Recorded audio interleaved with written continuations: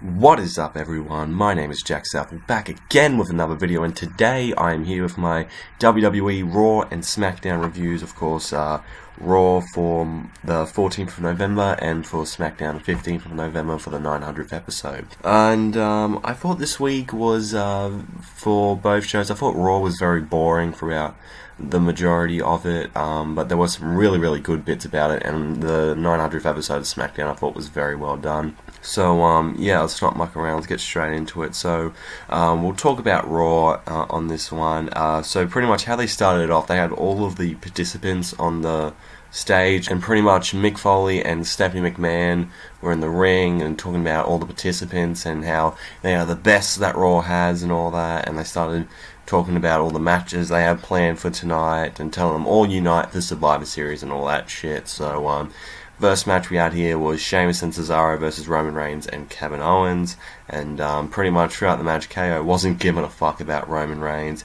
Cesaro did a really nice little spinning plancha though that I really enjoyed, and pretty much after how the match ended, Sheamus hit the bro kick on Kevin Owens, but Roman Reigns hit the spear on him, and then Roman, in a good move I thought, put KO over Sheamus for him to win the match. So putting aside his differences for the greater good, which I really liked how Roman did that. So yeah, good job.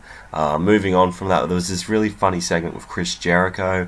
Seth Rollins and Braun Strowman were in the back area, and Jericho's trying to get the team more united and try to get them all together. So what Jericho did, he gave them all gifts, like in a box or whatever, and they open it up and there's scarves, and it's like, the scarf of Jericho, try it on, man. Just, oh my god, Chris Jericho is just one of the greats of all time, man. I know I say it every time, but you need to be reminded of it. He's just one of the best.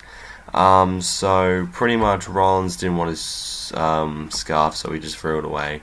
And then Braun Strowman was really funny and pretty much said, "Oh, can I have your scarf, Jericho? Can we swap scarves and all that?" And Jericho's like, "Yeah, alright, yeah, I'll do it. We'll get together." And then Braun rips up his scarf and says he doesn't like him. So that was a bit rude. I'm pretty sure Jericho's going to put him on the list now for sure. So after that we had Sami Zayn versus Bo Dallas, and Sami picked up the win in that one.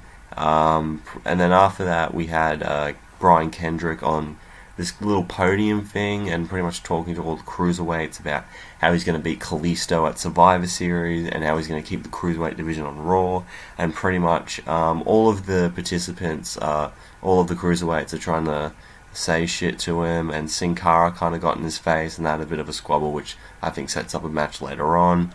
Then we get the New Day coming out, and I don't know, it was really weird. When they came out, they were just pretty much shilling merchandise, and I think they had a match against Gallows and Anderson, not too sure. But to be honest, I honestly really tuned out after this. I couldn't be fucked with the rest of Raw, so if I skipped anything, I honestly don't give a shit. So we'll just get right to the Brock Lesnar Goldberg segment, because besides the ending segment, this may have been the best segment of the night. So pretty much there were these guards like right in the middle of the ring trying to divide Brock Lesnar and Goldberg. So Brock and Paul are on one side and Goldberg is on the other, and I just saw this line of bloody security. I'm like, that's not gonna work. And pretty much the crowd were really into Goldberg, which I was very happy for. And just every time Heyman tried to open up his mouth, Goldberg told him to shut up. And pretty much no one wanted to hear from Paul Heyman tonight, which is a bit unfortunate. And then that's when we started to get some really big zingers. Goldberg said to Lesnar, there's a whole lot of people you've conquered, like Undertaker, John Cena, Randy Orton, all those guys, but you haven't conquered me. I'm not one of them, because he did beat Brock at WrestleMania 20 in that terrible match, and if you haven't seen it, I kind of envy you. And pretty much, and he says, you know what, if you mention my family again, Paul, I'll rip your head off, and all that. And it was, Goldberg, for some reason, people said he wasn't really that good on the mic, but he's been really good ever since he's come back. I think he's done awesome. And then, Lesnar tells the fan to shut up after they keep chanting Goldberg. And pretty much Goldberg rips off his shirt, Hogan style, And I think bloody Paul Heyman says something where it's like his son will call Lesnar daddy after Survivor Series, and that pretty much sets Goldberg off. He starts beating the shit out of all the security and throwing them all out and all that, and then he stares right at Brock, and Brock's like, alright, let's do it, you do it. And I'm like, he's gonna pussy out for sure, and yep, he did. He really did, and which is unfortunate. I really wanted to see these two kind of just brawl and have a big fight, but of course we have to save it for Survivor Series. And you know what? The build-up to this match has been very well done. I will commend WWE for that. Goldberg has been booked extremely well. He's been booked better than his run in 2003, in my opinion. Brock hasn't really done much, but I think Heyman has done a good job for him, despite that promo like a few weeks ago where the fans were having none of Heyman's heel stuff and they were cheering for Lesnar. But then again, you're in Minneapolis, which was Brock's hometown. But then again, we're going to Toronto, which I'm a bit worried for. I'm worried that the crowd is going to boo Goldberg and cheer Lesnar because I think Brock actually lives in Canada now, so they might think, oh, he's from our country, we better cheer him on. So who knows from there. Hopefully they're nice to him. So I think after that we get all of the GMs in the ring alongside with Stephanie and Mick Foley from Raw. I think this was the final segment of the night. And they pretty much say that SmackDown's a better show than yours, and then Stephanie tries to fire back with of course you had to be in this match, Shane, because it's all about you. I mean, Stephanie, do you hear yourself speak sometime? You know, you are probably the most selfish bitch I've ever met in my life, and pretty much she says, all you do is pander to the crowd and jump off high buildings and everyone loves you for it. And then Shane brings up, well, isn't Mick famous for the same thing, which is really good. And Daniel Bryan pretty much calls the people on Raw lazy and complacent, which, Bryan, quick, tell them the truth. We've been telling you that for a while now. And then Stephanie, she's fed up with it and says, you know what, guys, I want you to meet Team Raw. And so the male participants for Team Raw, which were Chris Jericho, Kevin Owens, Roman Reigns, Braun Strowman, and Seth Rollins, all come out. And pretty much, they surround Bryan and Shane. And Bryan says, you didn't think we came without backup, do you? And then the SmackDown team, consisting of AJ Styles, Dean Ambrose, Bray Wyatt, Randy Orton, and, well, Shane's already in the ring. So all the team is set up, and pretty much AJ tried to, diss Kevin Owens on his title and all that. And he pretty much calls himself the face that runs the place. And I like how Kevin Owens is like, oh, good job, you stole someone else's catchphrase, which I thought was really funny that he brought up. And man, could you imagine a proper World Championship AJ Styles Kevin Owens feud? How fucking awesome would that be? And pretty much how he's stuck on Jericho's sugar tit, which I thought was actually quite funny. They only used it once and they didn't try to force it down our throats, which was good. And how AJ brought up that, you know what, Chris Jericho's going to turn on you soon, Kevin, and brought up the whole Y2AJ thing from earlier this year, which I liked. Bringing up some old history to say, do you really trust Chris Jericho, Kevin? Like, really? And of course the two hugged it out and pretty much said, and Jericho just said, you know what, AJ, you just made the list, and put him on the list. And then your soccer mum hair just made the list, and pretty much, and then James Ellsworth, who I think is the mascot for Team SmackDown, and Jericho's like, guys, we have a lost child at ringside, which I thought was really fun. Well, guess what, Chids McMahon, you just made the list, and wrote him on the list. I mean, oh my god, he's too good. It's not funny. And then I saw a dynamic, and then there was something that I really, really liked. Bray Wyatt walked up to Braun Strowman and be like, I had everything for you. You were under my wing, and you had it. I gave you everything, and ever since you came to Raw, you just threw it all away, man. Which I really, really enjoyed, and Braun was pretty pissed off. So that was a very interesting dynamic, and I cannot wait to see Bray and Braun kind of fight it out. It should be very, very interesting. And then Dean Ambrose, he grabs the microphone and he looks over at Seth Rollins. I'm like, oh shit, are we gonna have some Shield stuff going on? But Ambrose is like, well, you know what, guys, and just blasts the microphone over Jericho or Owens or whatever, and there's a big brawl going on, and it was pretty awesome. And can I just say, Braun Strowman, he looked great on this episode. He was chucking people left, right, and center, and all that. But then everyone did, they did the diving spot, and then everyone did their move on each other.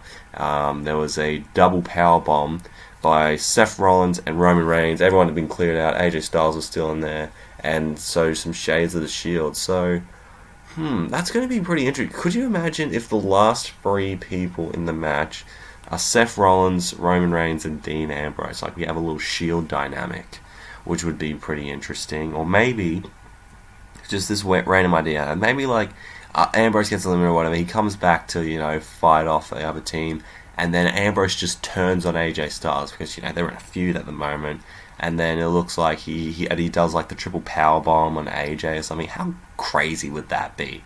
Just for a little mini Shield reunion, because that'd be pretty awesome. But yeah, really good ending to Raw. I really enjoyed the final segment with Team Raw and Team SmackDown kind of going at it and all that stuff, and alongside with the Brock and Goldberg segment. But everything else is pretty, you can pretty much miss it, honestly. But yeah, Raw was pretty meh. The good stuff was really good, and the stuff you don't care about, you wouldn't even piss on, And also, right afterwards, they did this State of the WWE Universe, which I think is their way to kind of cash in on the election, which they always try to do in some way. Luckily, we didn't get a match between Hillary Clinton and Donald Trump. Oh, God, that would have been terrible. But they had Bryan and Shane on one side, Stephanie and Mick on the other, and Renee was kind of like the moderator of the whole thing. And then there's one thing that really shocked me was that I think Mick Foley brought up how Bryan was injured and he's just using it as an excuse when he became GM and all that. And I think Bryan says, you know what, I want to be a wrestler rather than a GM. You know what happened in 2001 when you quit? You went to TNA and you wrestled. So, holy fuck, bringing up TNA, my God. I feel like friggin', yeah, that was really cool. Although he didn't leave in 2001. I think he left the company to go to TNA like 08 or 09 or something like that. But yeah, really good. If you haven't seen the State of the WWE Universe, yeah, go check it out. Really awesome stuff. Let's get to SmackDown 900th episode, and man, this was awesome. Really, really enjoyed this, because SmackDown is the A show, baby! So we had the GMs, Shane and Daniel Bryan, come out to welcome everyone to the 900th episode of SmackDown. There's a lot of big stuff coming up, like the return of Edge and the Undertaker, and they kick off the show with the Intercontinental Championship match between Dolph Ziggler and The Miz. Very, very good match. Really, really enjoyed it. And of course, whoever won this match will face Sami Zayn for the Intercontinental Championship Survivor Series. And we also found out that Tom Phillips has been added to the commentary booth. So we have 4 commentators. Do we really need 4 commentators? We don't. We just don't. You can split them in half and make them separate teams and they'll be fine. But no, we got it. More is more in WWE. Some stuff here. Miz was using the rope as leverage, and the ref just instantly picked up on it, which I liked. There was the Framister that was really close. There was a running knee by the Miz and a skull crushing finale. There was a zigzag, but there was a foot on the rope. Then the Spirit Squad interfered, and then there was a figure 4 locked in on Ziggler, but he grabbed the rope in time. And the ending of this was very interesting. Ziggler had Miz in a roll-up position, and he was like 1, 2, and then Maurice on the outside pushed Ziggler into, so Miz was on top of Ziggler. He gets the pinfall and he wins the Intercontinental Championship. The Miz's Intercontinental Championship reunion tour has officially begun.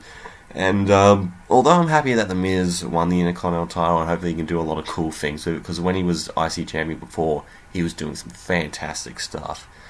I'm kind of bummed out that Ziggler lost, man, because I've always been a supporter of Ziggler, even when people lost interest in him, when his career was down the shitter. I still really liked Ziggler, even when his stock fell down. I really enjoyed his work, but the Miz is now champion again. Don't have a problem with it as long as you do some cool stuff like you did before. And we get to the backstage area with Daniel Bryan, and Alexa Bliss is showing Daniel pretty much her match against Becky Lynch last week, and it shows her getting onto the ropes for a pin attempt. I think her foot was on the rope, but the ref didn't see when she was locked in the disarmer, and so she's like, "Oh, come on, you got to do something about it." And Brian's like, "Don't worry, you're gonna get your rematch. The ref's decision is final, even though you can change it whenever." So whatever. So pretty much Natty, who is the team, not the team captain, but the coach for SmackDown, has pretty much got a whistle, and she quotes that "I get knocked down, but I get up again." I think the Tud Thumping song by Chumpawampa. Oh god, she's been quoting songs for some reason. Like, give her a good gimmick instead of just these silly gimmicks, you know. At least it's not a farting gimmick, thank God. Then we get to Oney Lorcan. He's an NXT competitor. Had a match with Kalisto. Of course, Kalisto, he did a good lucha thing as always. But fucking Lorcan, man. I think he like elbowed, Kalisto. He was chucking him around everywhere. It looked really savage, and I really liked that about him. But Kalisto hit the Salida del Sol. Apparently he botched somewhere in the match, and Kalisto won the match. So after that, we get a backstage segment with the SmackDown Live tag team. With all the tag teams involved: American Alpha, Usos, Heath Slater and Ryan, all those lot. And King Booker came back tonight, which was really, really awesome. Of course, he was World Heavyweight Champion like 10 years ago on SmackDown, so that was pretty awesome to see. And he was in full King Booker gimmick and all that until Breezango came out, and they threw like tickets at him because they're apparently the fashion police, even though they look like a bunch of male strippers, let's be honest. And pretty much King Booker was like, "Tell me you didn't just do that. Now, can you dig that, sucker?" and all that stuff. So that was pretty cool. Then we have Nikki Bella versus Carmella again. And, Nikki has improved a lot, I feel like, on the roster. But Carmella, in my opinion, has a lot to learn. She's alright, but she still has a lot to learn when it comes to the main roster. And while they're having that match and it's all good, Charlotte from Raw shows up in the crowd and watches the whole thing. And then pretty much Charlotte slides in the ring when Nikki's about to get the win or whatever and beats the crap out of Nikki Bella. And then all of the Raw women who are part of the Raw team pretty much come in, Sasha Banks, Nia Jax, Bayley, and someone else I forgot, and Alicia Fox, and they all beat up on Nikki Bella. And then Carmella puts aside the differences with her, and she starts fighting out against the Raw team. And then the other members of the SmackDown women's team for Survivor Series, Becky Lynch, Alexa Bliss, and Naomi, they all came down. They eliminated everyone from out of the ring, and so it was pretty much a repeat from the ending of Raw, just with the women. But it was still really cool to see, and it's going to look really awesome. And oh my god, I forgot to mention, Nia Jax tried to go through Becky Lynch through the barricade, but she completely missed. She went head on. I gotta play the GIF for you guys because it's fucking hilarious. She goes barging in. Becky moves out of the way and just runs through it. Oh my god. Had a good giggle at that. Poor Nia Jax. I hope she's alright. Then we get to a big 12-man tag team match. It's all the teams that are part of the SmackDown Live tag team for Survivor Series. That's really confusing to say. Against like a bunch of other teams on SmackDown. Of course, the SmackDown Live tag team won the match, and good stuff. Then right after that, to the final segment of the night, we get Edge coming out to host an episode of Cutting Edge. Oh, and by the way, he's got his long hair back. He's got a beard. Don't know about the beard though, but the long hair, yes, please. Oh my god, I fucking love Edge. He's one of my favourites of all time, so seeing him out there was just awesome. Of course, I think, he announces all the guys from SmackDown Live to come over, and Edge walks up to AJ and he's like, "You know what, I gotta shake the hand of a man who has been dominating SmackDown and has done a great job carrying this brand. So he walks over to AJ and then moves over to James Ellsworth and shakes his hand, and I'm like, oh, that's awesome. And then he offered Ellsworth, oh, let's do a 5-second pose. It's ridiculous how over friggin' James Ellsworth is. This little jobber who lost to Braun Strowman in July is now one of the biggest guys in the company. Absolutely ridiculous. And AJ was like, they were going to do a 5-second pose, but AJ's like, no, you can't do that. Gotta show me the respect I deserve and all that stuff. You know, ask a question to someone who matters. And AJ's like, alright. So Randy, I want to talk to you. So that was pretty cool.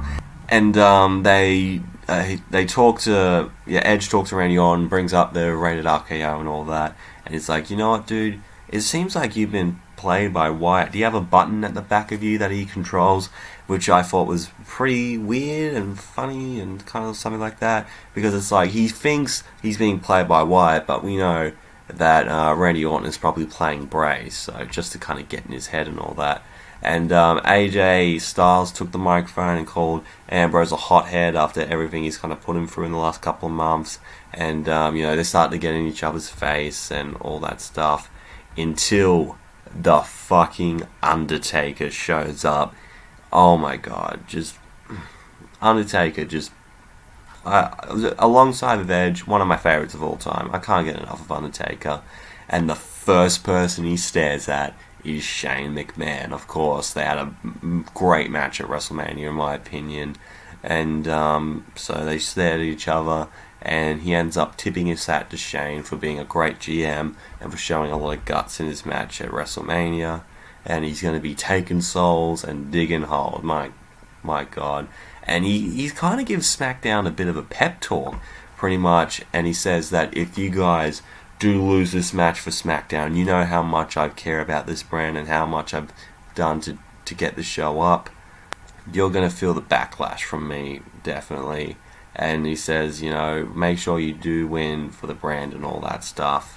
And I'm going to be... And he mentioned something is that WrestleMania, that will not define me. So, is he back full time? I'm not really sure. He could be back full time, which would be really interesting. And he pretty much says, rest in peace, and all that stuff. So yeah, seeing Undertaker come back is awesome. So, is he going to be here full time? If so, holy shit. Fuck yeah. Undertaker full time, I can get behind that. Maybe just for one last run and then drive off into the sunset. I'm down for that. That's fucking awesome. But SmackDown Live 900 was great. Go check out the episode just for Edge and Taker, man. Just to see those two come out. And it was a very solid episode. Of course, SmackDown is continuing to be the A-show, baby! Going into Survivor Series. So yeah, pretty decent week building up to Survivor Series. I think it could be a very, very good show. But thank you guys for watching this video. I hope you have enjoyed it. If you did, make sure to leave a like. Comment down below what you thought of the Raw and SmackDown. If you want to see more from me, hit that subscribe button. You'll be glad you did. Twitter and Instagram's at JackmanLower31 if you want to check me out there. Also check out the Bullshit Club, Billy Marcus and the 5/8. Links will be in the description below. Thank you so much for watching. I'll be here with my Survivor Series 2016 predictions. Maybe a new episode of JSW Universe Mode if you guys are into that.